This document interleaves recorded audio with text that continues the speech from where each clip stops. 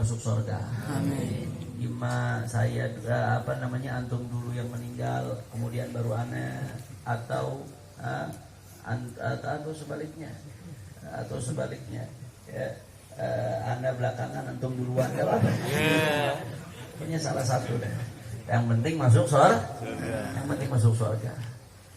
Tracknya ini dia udah pas, jangan keluar dari track. Kalau ente keluar dari track nyasar nanti ya kawan. Kenapa ini track yang benar? Karena kita bisa masuk surga kalau dapat ridho Allah. Kita bisa dapat ridho Allah ketika menjalankan apa yang diperintahkan oleh Allah, yang menjauhi yang dilarang oleh Allah. Kita bisa menjauhi apa yang dilarang oleh Allah, menjalankan apa yang diperintahkan oleh Allah. Kuncinya ilmu.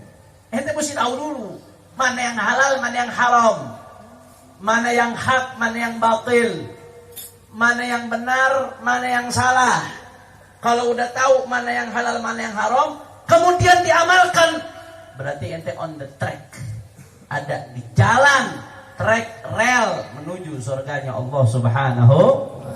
Makanya Imam Al-Ghazali radhiyallahu anhu di dalam kitabnya Minhajul Abidin, ketika beliau bicara soal tingkatan-tingkatan agabat, ya, tingkatan-tingkatan rintangan-rintangan seseorang untuk menuju Allah Subhanahu wa taala.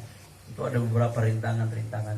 Kata Imam Al-Ghazali, al-agabatul ula agabatul ilm. Kalau diibaratkan tangga tuh, tangga pertamanya ilm. Ente mau dapat ridho Allah, tangga pertamanya ilm. Imam Haddad bilang kalau mau dapat ridho Allah, yang pertama ilm, wa bihi yu'rafu haqqullah. Ilmu dulu ya ikhwan. Jangan ngimpi ente mau dapat ridho Allah kalau ente nggak tahu mana yang Allah ridho, mana yang Allah murka. Kira-kira jelas atau tidak? Paham atau tidak? Makanya dalam hadis lain Rasulullah SAW mengatakan, man yuridillahu bi khairan yufaqihu fiddin. Siapa yang Allah menginginkan kebaikan untuknya, maka Allah berikan dia pemahaman dalam ilmu agama.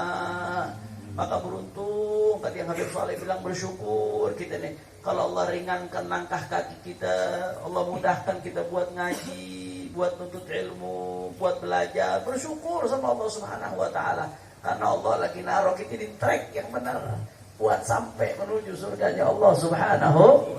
Tapi hati-hati, mafhumnya yang implisit dari hadis-hadis ini, berarti kalau kita udah mulai jauh dari majelis, udah mesti warning tuh. Udah mulai jauh, udah mulai malas, lek-lekan. Kalau orang baru lek-lekan, ogah-ogahan, udah mulai malas. Ke majelis udah nggak mau, ngaji udah mulai kagak mau, udah mulai jauh dari majelis-majelis ilmu, udah mulai jauh dari majelis-majelis sholawat, udah mulai nggak ada waktu. Padahal kalau mau diadain ada aja waktu. Waktu buat main HP ada kok. Waktu buat nonton ada apa enggak? Ada. Waktu buat nongkrong ada apa enggak? Waktu main salawat aja. Ya. Sudah kelewatan itu. Waktu buat yang lain ada, kenapa buat ilmu enggak ada? Maka warning. Kalau ibarat baterai itu hati-hati, ini baterai udah soak, udah lowbat, tinggal matinya doang. Kalau udah mati ngecasnya lagi susah, ngedrop. Jangan sampai tuh baterai mati, isi, kasih makan ya ikhwan. Warning. Kalau kita udah mulai malas dari majelis ilmu, malas ngaji, jauh dari majelis-majelis yang baik Allah, jangan-jangan udah salah track nih. Tracknya menuju mana deh sekarang nih? Mau kemana sekarang tracknya nih? Jangan-jangan tracknya udah menuju neraka ya ikhwan. Na'udzubillah min dzalik. Jangan-jangan tracknya udah menuju murkanya Allah Subhanahu wa taala. Jangan-jangan tracknya udah makin ngejauh dari jalan ke surga. Surganya ke barat, dia ke timur. Hati-hati ya ikhwan, hati-hati. Maka kita kalau didudukkan oleh Allah Subhanahu wa taala di majelis ilmu, di majelisnya orang-orang saleh, di majelis warisannya baginda Nabi besar Muhammad, banyak-banyak bersyukur kepada Allah Subhanahu. Maka ini satu sisi motivasi buat yang menuntut ilmu, buat yang hadir di majelis, hadir di pengajian, hadir di pesantren dan lain sebagainya. Di sisi lain motivasi juga, kalau yang hadir saja itu Allah gampangkan jalannya ke surga, apalagi yang ikut menyukseskan majelis ilmu, apalagi yang ikut khidmah, apalagi yang ikut andil di dalam mendorong terlaksananya penyebaran ilmunya Nabi Muhammad Sallallahu Alaihi Wasallam. Bagaimana nggak dimudahin jalannya ke surga Allah? Yang hadir aja Allah mudahin. Bagaimana yang jadi sebab terlaksananya majelis, terlaksananya pesantren, yang ngebantu, yang ngedorong, yang ngedukung. Masya Allah, mudah-mudahan Allah mudahkan semua urusannya di dunia wal akhirat. Amin ya rabbal. Makanya di satu sisi saya teringat nih, kata Nabi SAW, siapa yang Allah inginkan kebaikan untuknya, ya Allah buka, Allah mudahkan dia untuk menuntut ilmu, Allah pahamkan dia terhadap ilmu agama. Saya ingat perkataan Muallim Syafi'i Hadami alaihi rahmatullah. Saya dengar dari Muallim Ki Haji Ubaidillah Hamdan hafizahullah taala wa ra'ah.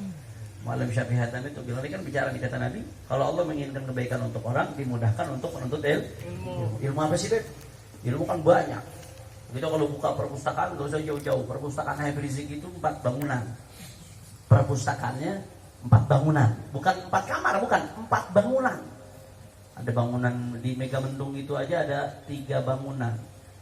Di Sentul 1 kamar perpustakaannya. Di Petamburan 1 ruang tamu besar perpustakaannya. Itu kalau kita habisin selesai apa kagak tuh? Kagak. Enggak mungkin. Ente punya umur 1000 tahun enggak selesai. Jangankan mahaminnya, jangankan ngapal, bacanya nggak selesai. Berarti Beb, ilmu yang mana nih yang kita disuruh nuntut, Beb? Yang mesti kita paham ilmu yang mana? Al-aham fal-aham. Yang paling penting, yang lebih penting dari yang penting. Ilmu semuanya penting. Ilmu semuanya bagus. Tapi berusaha ambil yang lebih penting dari yang penting. Yang lebih penting dari yang penting apa? Bagi kita seorang mukmin muslim umatnya Nabi besar Muhammad sallallahu alaihi wasallam, minimal 3 yang dikatakan oleh Nabi dalam hadis. Ilmu yang berkaitan dengan iman, yang berkaitan dengan Islam, yang berkaitan dengan ihsan. Ilmu yang berkaitan dengan iman, ilmu apa? Ilmu tauhid, ilmu akidah. Paling enggak dasar-dasarnya lu tahu. Paling enggak tahu apa sifat-sifat wajib bagi Allah, apa sifat-sifat mustahil bagi Allah, apa sifat-sifat jaiz bagi Allah Subhanahu wa ta'ala. Minimal tahu apa sifat wajib bagi Nabi supaya nggak salah menggambarkan Nabi, supaya nggak salah nyifatin Nabi. Apa sifat yang mustahil bagi Nabi, apa sifat yang jaiz bagi Nabi. Minimal tahu malaikat-malaikat yang mesti diketahui siapa. Minimal tahu al-ghaibiyat, hal-hal yang gaib yang kita nggak ngelihat tapi kita wajib beriman. Ada yang namanya azab kubur, ada yang namanya azab akhirat, ada namanya hari kiamat, ada namanya padang mahsyar, ada yang namanya qada qadar. Minimal tahu itu satu, ilmu akidah. Kita mesti pahamin tuh, itu bekal selamat itu. Kemudian yang kedua, ilmu yang berkaitan dengan Islam, yaitu ilmu syariah. Minimal sholat lu bener, puasa lu bener, cara lu berkeluarga bener. Jangan sampai bertahun-tahun berkeluarga udah berkali-kali ngomong cerai, udah habis cerainya tuh gini mesti tidurin. Gara-gara nggak paham, akhirnya niatnya pengen ibadah malah zina. Saban malam zina, gara-gara bodoh, gara-gara nggak tahu, saudara. Bahaya. Mesti tahu ilmu yang berkaitan dengan dirinya.